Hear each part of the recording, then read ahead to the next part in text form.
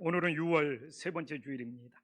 오늘 본문은 사도 바울이 빌립보에 편지를 보내면서 본인이 하나님께 옳게 여기심을 받기 위하여 얼마나 마음을 다했는지를 우리들에게 보여주고 있습니다. 그래서 저도 사도 바울의 모습을 보면서 나도 누군가에게 옳게 보이기 위해서, 마음에 들기 위해서 힘써본 경험들이 있었는가 돌아보니까 한 서너 번 떠오르더라고요. 정말 초등학교 때 선생님한테 이쁨 받으려고, 선생님 마음에 들려고 수업 시간마다 선생님 저요 하면서 질문을 열심히 했던 기억들도 떠오르고, 또 서울한신교에서 이중표 목사님한테 목회 배울 때 정말 이중표 목사님 마음에 들어보려고 예배 제일 앞자리에 앉아가지고 정말 예배 끝나도 정말 끝까지 남아서 기도에 힘썼던 그런 기억들도 떠오릅니다. 또한 우리 이수정 씨한테 마음에 들려고, 그래야지 장가를 갈 수 있으니까 힘쓰고 애썼던 기억도 들어요. 시집을 사가지고, 시집 산 거 얼마나 낭만이 있어요. 근데 검정 봉다리에 담아서 주고, 터미널 지나오다가 안개꽃을 보고 안개꽃을 사가지고, 응? 우리 수정이한테 줘야 되겠다. 근데 신문지에 싸서 주고, 어떻게 대학로를 가게 됐어요. 그래가지고 데이트를 하는데 정말 그때는 아메리카노 이런 지금 뭐 그런 분위기가 아니야. 진짜 자판기 커피 분위기였어요. 그리고 대학원 생활하면서 자판기 커피를 하루에 서너 잔씩 먹던 내가 한 200원 했을 거예요. 근데 대학로에서 둘이 커피 마시고 계산하니까 5,000원이 나왔네. 기숙사에 들어와서 자판기 커피 먹었어야 된다면서 막 후회하면서 잠 못 이뤘던 기억들. 근데 어떻게 지금 결혼해서 함께 살고 있는 것이 오직 주님의 은혜인 줄 믿습니다. 아멘 해줘서 고마워요. 이처럼 내가 이렇게 누군가의 마음에 들기 위해서 힘썼던 기억들이 있는데, 정말 나는 사도 바울처럼 주님한테 옳게 보이기 위해서, 주님의 마음에 들기 위해서 얼마나 힘쓰고 살고 있는지 오늘 이 바울의 말씀을 통해서 내 자신을 돌아보게 됩니다. 그래서 오늘 이 사도 바울을 통하여 바울이 어떻게 하나님한테 옳게 보이시려고 힘썼는지를 깨닫고 정말 우리들의 삶에 적용하고 도전받을 수 있는 은혜로운 시간이 될 수 있기를 간절히 소망합니다. 사도 바울이 정말 이렇게 복음을 전하면서 늘 이 바울의 머리에 떠나지 않았던 이 말씀이 있었다면, 그가 예수님을 믿기 이전에는 헛된 인생을 살았다는 거예요. 그렇게 열심히 세상에서 성공하려고 달려갔던 인생은 모두 다 헛된 인생이었고, 정말 다메섹 도상에서 예수님을 만난 이후에 그가 진짜 헛된 인생이 아니라 주님의 복음을 전하면서 가치 있는 인생을 산다는 것. 그래서 오늘 1절에 보면 빌립보 교인들에게도 편지를 보내면서, 형제들아, 우리가 너희에게 들어간 것이 헛되지 않은 줄을 너희가 친히 안다. 지금 이 빌립보 교회의 중요성을 우리가 알아야죠. 빌립보 교회는 유럽 선교를 하면서 2차 선교로 유럽 선교를 하면서 첫 번째로 유럽에 세워졌던 교회인데, 그리고 이 빌립보 교회를 세우면서 사도 바울이 얼마나 많은 고난과 능욕을 받았습니까? 감옥에 갇혀가지고 정말 채찍에 맞고, 그러나 바울과 실라가 그 옥중에서 기도하면서 이 세워졌던 교회가 빌립보 교회인데, 만약 이 빌립보 교회의 선교가 헛된 것이 되어버린다면 빌립보 교회뿐만 아니라 유럽에 선교했던 모든 것이 하루아침에 무너질 수밖에 없는 것을 우리들에게 보여주고 있는 것이죠. 그런데 이렇게 사도 바울이 빌립보 교회에 선교를 하면서 내 선교가 헛되지 않았다는 것을 나도 알고 빌립보 교인도 안다고 말할 수 있는 이유가 무엇이냐 이거죠. 오늘도 똑같아요. 우리가 예수님을 믿고 신앙생활하면서 내 인생이 헛되지 않다는 것을 우리는 뭘로 알 수 있느냐 이거죠. 그 답변이 2절에 나오는 것이죠. 정말 빌립보 교회에서 고난과 능욕을 당했죠. 감옥에 갇혀서 채찍에 맞고. 그러나 하나님을 믿고 많은 싸움 중에 하나님의 복음을 너희에게 전했기 때문에 고난도 받고 힘든 일도 받고 어려운 일도 당했지만, 그러면서 예수님의 복음을 전할 수 있었던 것, 하나님의 복음을 전할 수 있었기 때문에 그의 인생이 헛되지 않고 가치 있다고 말할 수 있는 거 아닙니까? 오늘도 우리는 똑같습니다.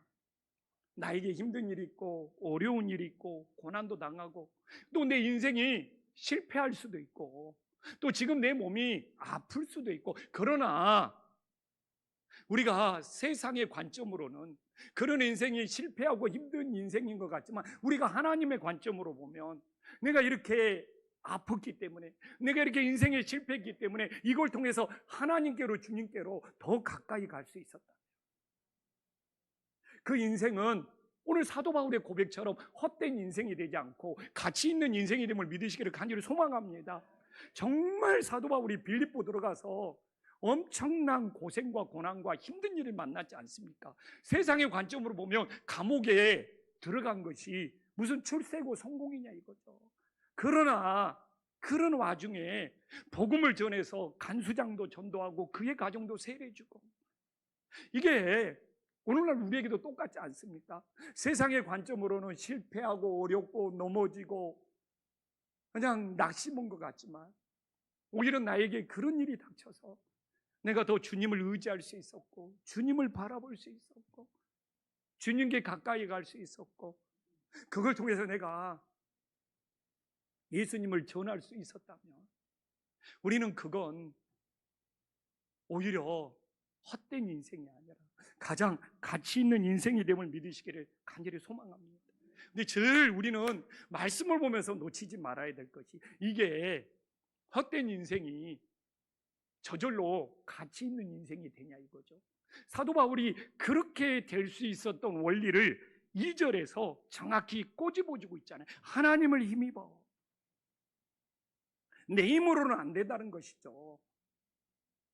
그가 옥에도 갇히고 채찍에도 맞고, 아니 꿈의 환상을 보여줘서 유럽에 가면 빌립보로 왔는데, 주님은 나에게 왜 이렇게 고생만 시키고 고난만 받게 하냐 라는 것이 아니라, 하나님을 힘입어 이 고난을 견디고 또 견뎠더니 복음이 전해지고 교회가 세워지는 놀라운 역사가 일어나더라는 것이죠.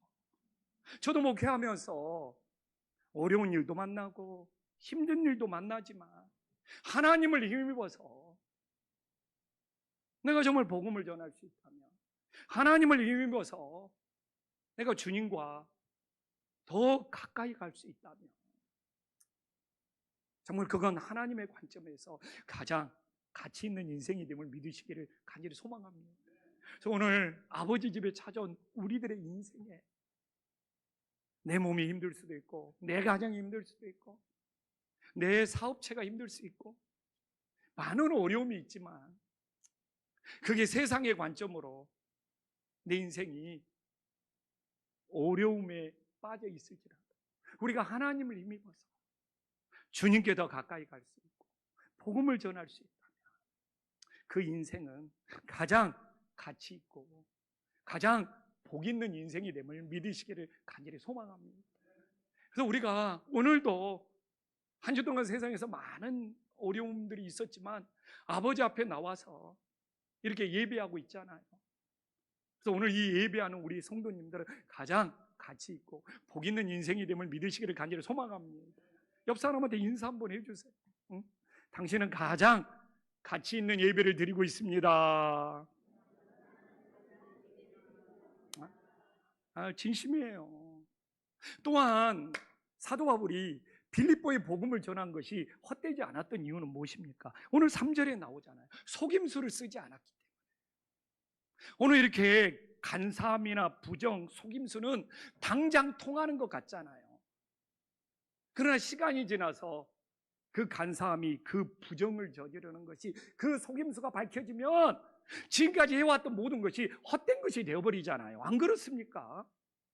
응? 자기가 얼마나 충성했든 헌신했든 봉사했든 간사함이나 부정을 저지르거나 속임수를 썼다면 지금까지 해왔던 모든 수고가 다 헛된 것이 될 수밖에 없는 거예요. 바울이 그 이야기하는 거예요. 자기는 정말 빌립보 가서 복음을 전하면서 이렇게 간사하게 했다든지 부정을 저질렀다든지 속임수를 쓰지 않았기 때문에 오히려 헛되지 않고 빌립보 교회가 든든히 세워지는 놀라운 역사가 있었음을 믿으시기를 간절히 소망합니다. 그 당시 바울뿐만 아니라 오늘날도 동일한 거예요. 당시에 바울 시대에는 수사학이 발달했어요. 이 수사학이라는 것은 사람들의 말재주, 사람들의 언변을 엄청 화려하게 만들어주는 거. 그래서 빌립보의 실제 거짓 교사들이 이 수사학을 통해서 현란한 말재주, 화려한 언변으로 사람들을 미혹하고 있는 거예요. 그래서 이 화려한 언변, 이 미사여구, 뭐 대단한 수사학, 이런 것들이 너무 교회에서 판을 치다 보니까 문제가 생겼죠. 어떤 문제가 생겼느냐? 5절에 나오잖아요. 이 말재주가, 이 화려한 언변이 아첨의 말과 탐심의 탈을 쓰고 있기 때문에 결국 사람들을 속이는 것이 된다는 것이죠. 그래서 저도 이 자리에서 설교하는 저도 또 우리 기도하는 장로님이나 권사님도 내 기도가, 내 설교가 아첨의 말, 사람들의 비위를 맞추는 아첨의 말이나 내 욕심, 내 이득을 챙기는 탐심의 탈을 쓰고 있지 않는지 정말 돌아보면서 기도할 수 있기를 간절히 소망합니다. 그래서 저도 한 주간 동안도 말씀을 준비하면서 하나님, 내가 사람의 비위를 맞추는 아첨의 말이나 정말 내 욕심을, 내 이득을 챙기는 탐심의 탈을 쓰지 않게 하여 주세요. 기도 많이 했죠. 오늘 올라오면서도. 근데 이게 지금도 그냥 너무 아첨의 말과 탐심의 말이 한국 강단에 아무런 문제의식 없이 흘러가고 있어요. 오늘 탐심의 탈을 한번 써볼까요? 목사, 담임 목사한테 잘해야지 당신들 복 받습니다. 이게 탐심의 탈을 쓰는 거예요. 담임 목사가 대접받고 싶어서, 이득을 취하고 싶어서. 이 아첨의 말하고 탐심의 탈이 서로 연결이 되어 있어요. 교회에 헌금을 많이 해야지 인생이 잘 풀립니다. 이게 아첨의 말하고 탐심의 탈을 쓰는 것이 서로 통하고 있는 거예요. 아무런 고민 없이, 아무런 문제 없이 한국 강단에 의외로 이 아첨의 말과 탐심의 탈, 사람들 비위를 맞추는 아첨과 어떤 내 이득, 내 욕심을 채우고 싶은 이 탐심의 탈이 이 종교라는 이름으로, 이 믿음이라는 이름으로 포장되어서 끊임없이 방출되고 있는 거예요.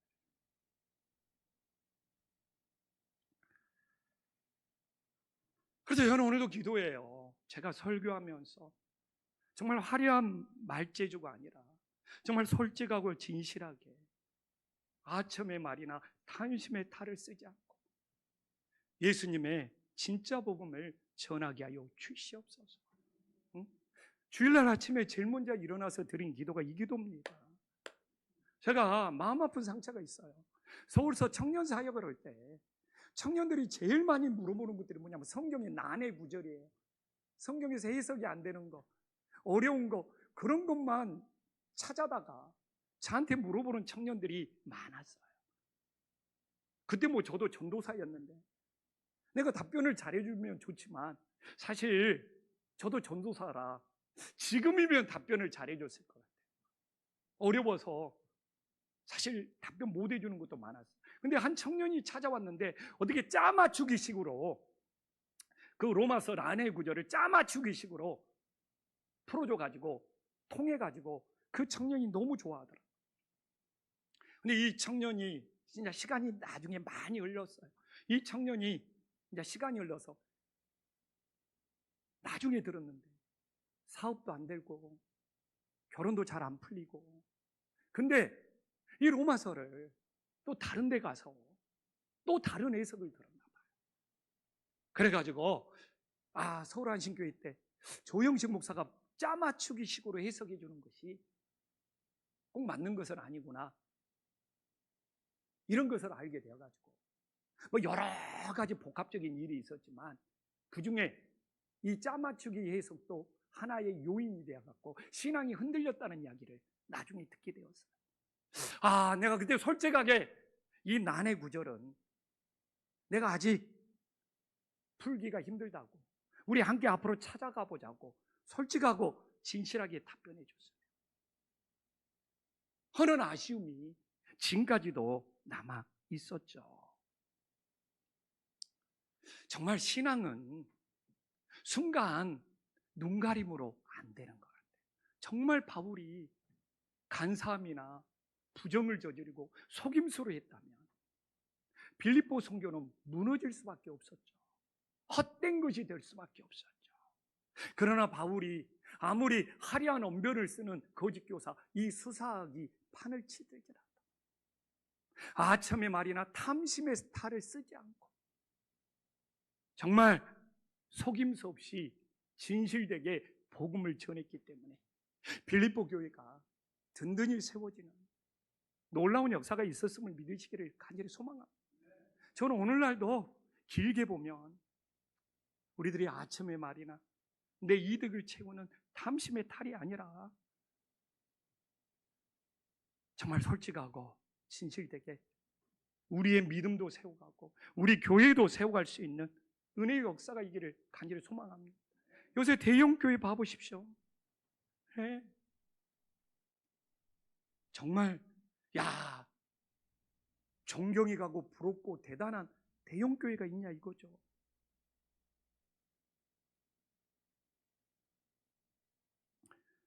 또한 사도 바울이 헛되지 않는 복음을 전했던 이유는 오늘 4절에 하나님을 기쁘시게 했기 때문에, 사람을 기쁘게 하는 것이 아니라 오직 하나님께 옳게 여기심을 복음을 위탁받았어요. 우리가 이와 같이 말하면 사람을 기쁘게 하려 하면 오직 마음을 감찰하시는 하나님을 기쁘게. 그래서 오늘도 우리가 나 주님 기쁨 되기 원합니다. 나 주님 기쁨 되기 원합니다. 그런다고 우리가 주님 보시기에 기쁨이 되냐고요? 아닙니다. 우리 마음을 감찰하시는 주님께서 우리를 옳게 여겨주시는 놀라운 역사가 일어나기를 간절히 소망합니다. 주님이 나를 옳게 여겨주셔야지 내가 주님의 기쁨이 될 수 있지. 주님의 기쁨 되기 원한다고 찬송 부른다고 주님의 기쁨이 되냐 이거예요. 예를 들어봅시다. 한국교회가 전도 축제를 얼마나 많이 합니까? 근데 숫자 채우려고 사람들을 기쁘게 하려고 나무 교인을 빌려와. 근데 이런 것이 아무런 문제의식이 없어. 이번에 우리 교회가 전도 축제 하는데 담임 목사가 3명씩 데리고 와래. 우리 품앗이 하자. 이번에 당신이 우리 교회에 와서 자리 채워지면 다음번에 당신 교회 할 때 내가 그 교회 가서 채워주겠다. 사실 이런 것들이 아무런 문제 없이 그냥 자연스럽게 일어났어요. 근데 그게 주님이 옳게 여기시는 일이고 하나님이 기뻐하시는 일이냐 이거죠. 진짜 이번에 우리 전도축제 때 이렇게 많은 사람들이 동원되었습니다. 진짜 사람들의 만족, 사람들을 기쁘게 하는 거 아닙니까?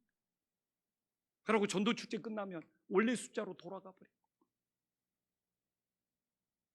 진짜 주님께 옳게 여기심을 받는다는 거, 그게 하나님을 기쁘시게 할 수 있어요. 우리는 사람들을 기쁘게 하기 위해서 눈가림식으로 오는 적이 얼마나 많냐 이거예요.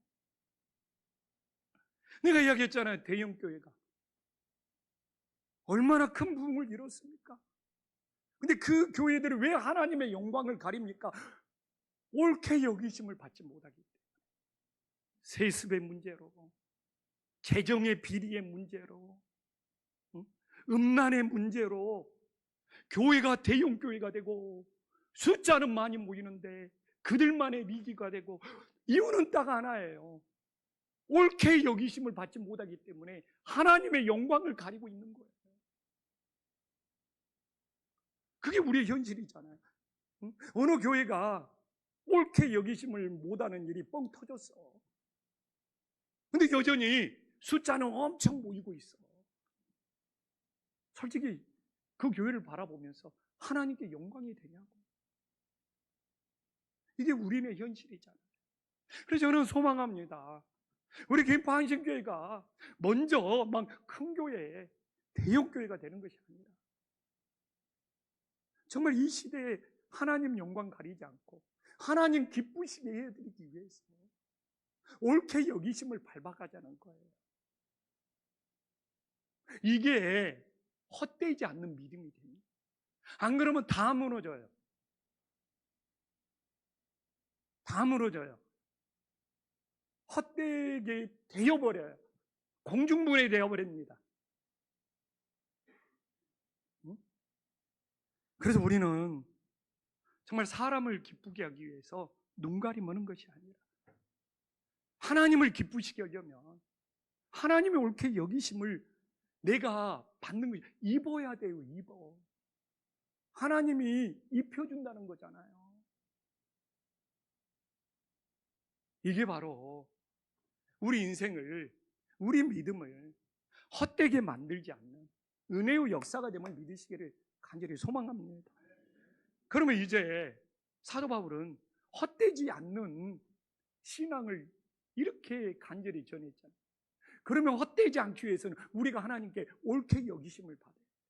우리가 그러면 하나님께 옳게 여기심을 받기 위해서는 어떻게 합니까? 사도 바울이 빌립보 교인들한테 말하고 있잖아요. 6절에 절대로 사람의 영광을 구해서는 안 돼. 여기서 사람의 영광을 구한다는 것은 사람들한테 인정받는 거. 응? 이게 저 같은 목회자한테는 사람들한테 인정받고 싶어요. 제가 전도사 시절에 여름 성경학교를 막 열심히 오고 성경학교가 끝난 다음에 교인들한테 인정을 받으면 내가 대단한 사람이 된 것 같고, 근데 성경학교 이번에 뭐가 문제가 있다고 하나라도 지적받으면 그냥 영적인 침체에 깔아 앉아가지고 나 다음부터 진짜 교회 사역하기가 싫네 막 이런 일을 수없이 겪으면서 지금까지 오고 있는 거예요. 근데 정말 김포에서 오랜 세월이 지나서 교회를 개척하고 나서 김포에서 사역하면서 초창기에도 내가 이렇게 개척하면서 막 혼자 장의자를 막 교회 본당에서 막 드러냈다 밖으로 뺐다가 막 페인트 칠했다가 이런 모습 성도들이 좀 알아줬으면 좋겠네. 사실 이런 마음이 왜 없었겠어요. 근데 어느 목사님 이야기를 듣고 내가 한 대 덩 맞고 회개의 기도를 했어요. 진짜 어떤 목사님이 예전에 들었죠. 고속도로를 가는데 이 젊은 여자분이 차를 멈춰놓고 곤란한 표정으로 걸어가고 있더라는 거예요. 다른 차는 그냥 지나가지만 목사이기 때문에 멈춰가지고 무슨 일이냐고 물어보니까 차 기름이 떨어져서 그렇다는 거예요. 그래서 내비게이션으로 막 주유소 요새 치면 나오잖아요. 가가지고 기름 한 통을 사다가 그 자매의 차에, 여인의 차에 부어주면서 나도 모르게 그런 마음이 들더라는 거예요. 그 목사님이 내가 지금 고속도로 길가에 서서 내가 이 차에 기름을 붓는 것을 우리 교회 성도님들이 좀 보았으면 얼마나 좋았을까. 솔직히 이런 마음들이 들더라는 거예요. 근데 그 마음이 진짜 내 마음인 것 같더라고요. 그러면서 그 목사님이 그런 이야기예요. 사람들에게 보여주려고 하면 자랑이 되고 하나님한테 보여주려고 하면 영광이 된다. 얼마나 내 가슴에 꽂히 드는지. 그 목사님 이야기예요. 아니 고속도로에서 기름 떨어지는 차에 자기가 기름 한 통을 사다가 부어주면서 우리 교회 모든 성도님들이 나를 봐줬으면 좋겠다. 그 순간에 성령님의 책망이 너가 사람들한테 보여주려고 하면 자랑이 되고 하나님한테 보여주려고 했을 때 영광이 된다는 것이 그냥 번갯불에 얻어맞은 것처럼 가슴속을 후비고 들어오더라는 거예요. 오늘도 저희가 똑같아요. 우리 성도님들한테 보여주려고 하고 성도님들한테 인정받으려고 하면 지금 저는 내 자랑에 빠져 있는 거예요. 그러나 정말 하나님한테 보여주려고 하는 것이 주님의 영광이 되는 놀라운 역사가 됨을 믿으시기를 간절히 소망합니다. 정말 우리는 사람들에게 인정받고 사람들에게 보여주려고 하다가 얼마나 상처받고 살아가냐 이거예요. 정말 우리는 주님께 옳게 여기심을 받는 것이죠. 우리들의 동기가 주님 앞에 보여주려고 하고 싶은 마음이 하나님의 영광이 됨을 믿으시기를 간절히 소망합니다. 또 오늘 우리들 옳게 여기심을 받기 위해서는 뭡니까? 오늘 7절에 나오면 이 유순한 자가 되어야 돼요. 유순한 자가 되어야 됩니다. 유순한 자가 되는 방법을 말하고 여기서 핵심은 유순한 자예요. 사람이 권위에 갇혀 있으면 절대로 유순한 자가 될 수 없습니다. 그래서 군대가 계급사이기 때문에 유순한 자가 없는 거예요. 옛날에 학교에서도 선생님들이 권위주의로 학생들을 체벌했기 때문에 선생님들도 유순한 선생님을 찾아보기에, 교회에서도 옛날에 목사님들이 권위주의에 꽉 찌들어 있기 때문에 유순한 자를 찾아보기가 힘들어요. 이 유순하다는 뜻이 무엇입니까? 관대하다는 거예요. 너그럽다는 거예요. 헬라어로. 이 유순함의 반대말이 뭔지 압니까? 싸납다는 거예요. 이 싸나운 거, 유순한 거, 싸나운 것이 좀 더 나가면 괴팍하다는 거예요. 이 계급 사회에서, 이 권위주의 사회에서 얼마나 상관들이 싸납습니까? 트집 잡고 꼬투리 잡아서 정말 유순함이 없어요. 그러나 사도 바울은 하나님께 옳게 여기심을 받기 위해서는 유순한 자가 되어야 된다는 것이, 이게 바로 성령의 역사임을 우리들에게 보여주고 있는 거예요. 이제 권위주의 시대는 지나간 거예요. 우리나라가, 오늘도 장로님 기도 잘했지만 우리나라가 왜 힘든지 압니까? 기성세대에는 권위주의 시대가 남아서 그 권위주의로 위에서 막 지시해서 국가의 모든 일들을 처리하려고 그러는 거예요. 그러나 MZ세대, 다음 세대에게서는 이 권위주의가 더 이상 막 먹히지가 않는 거예요. 그러니까 어떻게 보면 해병대 사건부터 모두 우리 사회 갈등이 6.25 전쟁을 겪은 이전 세대에서는 이 권위주의 의식이 자리를 잡고 있는데 6.25 세대를 겪지 않는 다음 세대에서는 이 권위주의가 안 먹히는 거예요. 그냥 이게 우리나라에 드러나는 사회 현상이에요. 근데 진짜 제가 말하지만 가정에서 아버지가 권위를 내려놓을 때 자녀들에게 유순한 자, 너그러운 자가 될 수 있습니다. 이건 제가 경험하고 살아가는 거예요. 정말 유순한 자가 되잖아요. 저는 최근에 목회하면서 제 기도 제목 중에 하나예요. 이제 앞으로 내 목회도 뭐 담임 목사네, 당회장이네 모든 권위 내려놓고 좀 유순하게 목회했으면, 관대하게 목회했으면, 이게 제 기도 제목입니다. 안 그러면 싸나와요. 바리새인들 봐보십시오. 권위주의를 가지고 누가 잘못 오면 꼬투리 잡고 트집 잡아서 정죄하고 판단하는 모습이 싸납게 보인다는 거예요. 그 율법으로 다른 사람을 판단하고 정죄하는 것이 너무 지나치니까 괴팍하게 보이는 거예요. 그래서 제가 요새 진짜 권위를 내놓고 유순하게 되고 싶어서 유순한 사람들이 쓰는 말을 찾아봤습니다. 너무 은혜를 받았어요. 이 언어는, 말은, 혀는 통제가 안 된다고 야고보서에 나오잖아요. 혀는 길들일 수 없고 통제가 될 수 없고 오직 성령이 붙들려야지만이 이 혀를 다스릴 수가 있는 거예요. 권위를 내려놓고 유순한 자가 되면 말이 달라져. 어떻게? 그래서 유순한 자들이 쓰는 말을 찾아봤다니까요. 오, 그랬구나. 얼마나 힘들었니? 잘 될 거야. 넌 나에게 소중해. 아, 지금까지 잘 견뎌왔어. 누가 뭐래도 너답게 살아. 너답게 산다는 것이 아름답다는 거잖아요. 그럴 수도 있지. 너라서 그만큼 한 거야. 아, 이 정도면 충분해. 이게 유순한 자에게 나오는 언어들, 말들이다. 근데 여기에서 내가 유일하게 안 써본 말이 있더라고요. 그래도 어제도 신방 가서 권사님이 이야기했는데, 아, 그랬어요. 엄청 그렇게 펴놓고요. 얼마나 힘들었어요. 자, 앞으로 잘 될 겁니다. 한 주 동안 내내 우리 아내한테 아침에 일어날 때마다 당신은 나한테 소중한 사람이야. 근데 오늘 일부 예배 끝나니까 당신이 일주일 동안 그렇게 말한 것이 설교에 써먹으려고 그래서? 근데 그걸 내가 해명을 했어요. 아니야. 진짜 당신이 소중해서 그렇게 한거시고 설교는 나중이야. 근데 지금까지 당신 늘 그래 왔잖아. 설교가 때 하고 싶어서. 제 진심을 알아줬으면 좋겠어요. 정말 우리 이수종 사모 지금까지 잘 견뎌왔잖아요. 정말 33살 사모가 5살짜리 3살짜리 애들 데리고 이 개척목 깨우면서 이 뒷바라지는 거 쉬운 일이잖아요. 잘 견뎌왔어요. 당신 지금까지 잘 견뎠어. 응? 당신이라서 이만큼 해낸 거야. 응? 누가 뭐래도 너답게 살아. 우리가 지난주에 있지만 그럴 수도 있죠. 근데 내가 유일하게 못 해본 것이 이 정도면 충분해.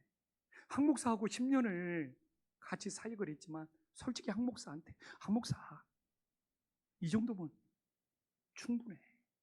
이 말을 한 번도 한 적이 없더라고. 그래서 앞으로 이 말을 내가 써야 되겠구나. 우리 여신도 회장님, 내가 교회에서 혹시 여신도 회장으로서 뭐 부족한 것이 있나? 아니에요. 여신도 회장님 이 정도면 충분합니다. 아니 뭐 좀 우리 여신도 회장님 지금 충분하지 않아요? 아멘 해줘야지 진짜. 우리 여신도 회장님 이 정도면 충분합니다. 우리 김찬주장님 남신도 회장이 있지만 이 정도 교회에 신경 써주고 이 정도 일하시면 우리 남신도 회장님 진짜 충분합니다. 여신도 회장님보다 아멘 소리가 진심이에요. 우리 성가대 이 정도면 충분합니다. 정말 앞으로는 뭐 숫자가 부족하고 이 정도면 충분합니다. 우리 성가대 이 정도면 충분합니다. 왜 우리가 이 말을 못 쓰고 살아요? 이게 유순한 말이더라고요. 안 그러면 싸나워져요. 트집 잡고 꼬투리 잡고 험담하고 오늘도 교회 와서 이것저것 보면서 트집 잡을 거 없는지 꼬투리 잡을 거 없는지 정말 유순한 자가 되고서 우리 한 목사님 보면 이 정도도 충분하고 한 목사님이니까 이 교회에서 10년을 견뎌낸 거야. 한 목사님이니까 이만큼 해내고 있는 거야. 이게 유순한 자의 말이라니까요. 이게 권위를 내려놓아야지만이. 그래서 가끔 그래요. 아버지나 엄마가 난 우리 자녀한테 그 말이 안 나와. 이 말은 다른 말로 바꾸면 아직 부모의 권위를 안 내려놓은 거예요. 아직 내가 우리 부모한테 물려받은 그 권위주의에 갇혀있단 말이에요. 정말 우리 성도님들 코로나 겪고 그 이후에 진짜 잘 견뎌오셨습니다. 저는 이 정도면 충분합니다. 우리 성도님이라서 이만큼 해내고 있는 거예요. 우리 성도님들 저에게 너무너무 소중합니다. 우리들이 권위를 내려놓고 유순한 자가 되어서 정말 싸나움이 사라지고 이 유순한 자의 말이 진심으로 흘러나올 수 있는 은혜의 역사가 있기를 간절히 소망합니다. 근데 이런 유순한 말을 쓰고 살려면 뭐가 필요한지 압니까? 오늘 8절에 나와 있어. 은혜를 알아야 돼. 은혜를 모르는데 어떻게 유순한 자의 말이 나옵니까? 오늘 바울이 우리가 이같이 너희를 사모하여 하나님의 복음뿐만 아니라 우리의 목숨까지 너희에게 주기를 기뻐하면 너희가 우리를 사랑하는 자 됨이라. 이 이야기가 어디서 나옵니까? 만약 이 이야기가 사도 바울에게서 나온다면 사도 바울 허풍쟁이에요. 허세를 부리는 거예요. 아니, 사도 바울이 뭔데? 자기가 죽어줄 수 있어. 진짜. 근데 이게 십자가의 은혜를 체험했어요. 사도 바울이 다메섹 도상에서 예수님을 만나면서 십자가에서 주님께서 자기 목숨을 버리시고 자신의 죄를 용서하고 그 구원하신 이 은혜를 체험했기 때문에 이게 지금 바울의 마음이 긍휼의 마음이거든요. 빌립보 교인들을 위해서 내 목숨까지 줄 수 있다는 것이 긍휼의 마음이거든요. 왜 이 긍휼의 마음이 오냐? 예수님이 십자가에 보여주신 은혜를 받았기 때문에, 그 은혜가 있기 때문에. 그래서 은혜가 큰 사람의 증상이 긍휼의 마음이 나오는 거예요.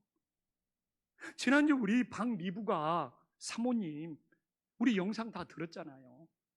들은 사람은 정말 수지 맞은 것이고, 안 들은 사람은 앞으로 들으면 되죠.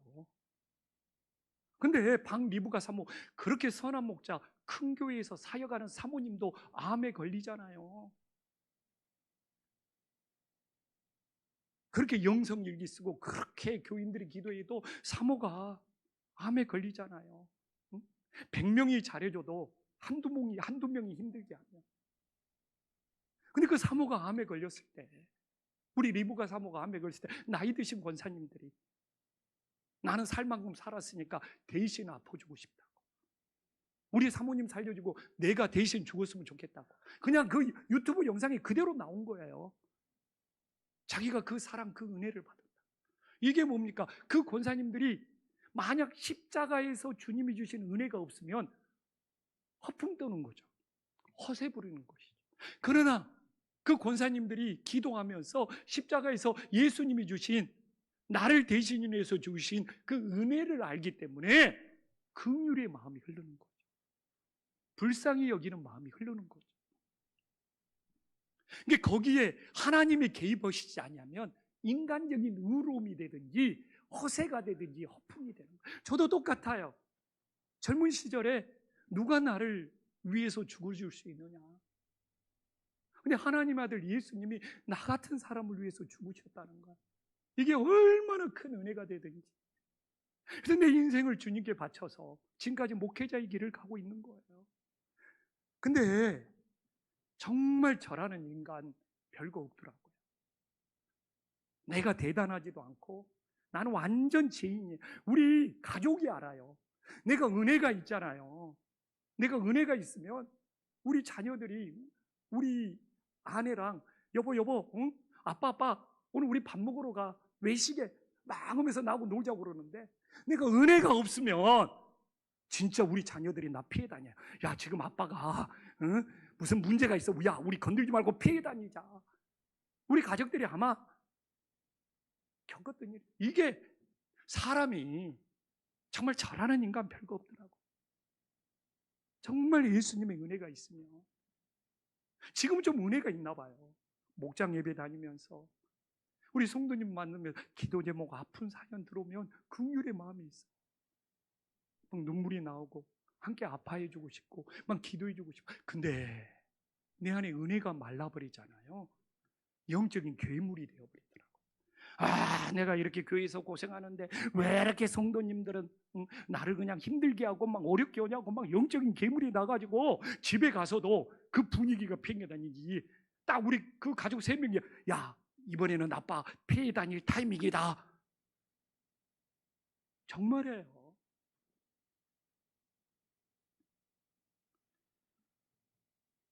그래서 우리가 은혜 없이 못 사는 거예요. 그래서 뭐 은혜 없으면 뭐 당연하다. 원조가 있어야죠. 뿌리가 있어야죠. 그래야지 그게 사라지지 않는 거예요. 어떤 사람은 그래요. 은혜로 살려고 하는데 그때뿐이고 사라져버린다는 거예요. 왜? 십자가에서 내 대신 죽으신 그 예수님의 이 뿌리의 은혜가 나를 붙잡아야 하는 거죠.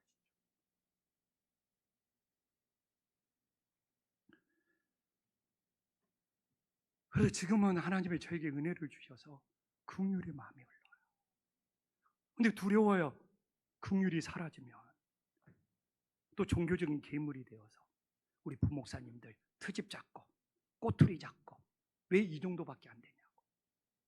근데 지금은 은혜가 넘쳐서 한 목사 이 정도면 충분해. 한 목사님은 더 간절히 기도해야 돼. 우리 목사님 은혜 사라지면 안 됩니다. 그 봐요, 아멘 바로 나오잖아요. 근데 이게 우리들의 모습이에요. 자상고.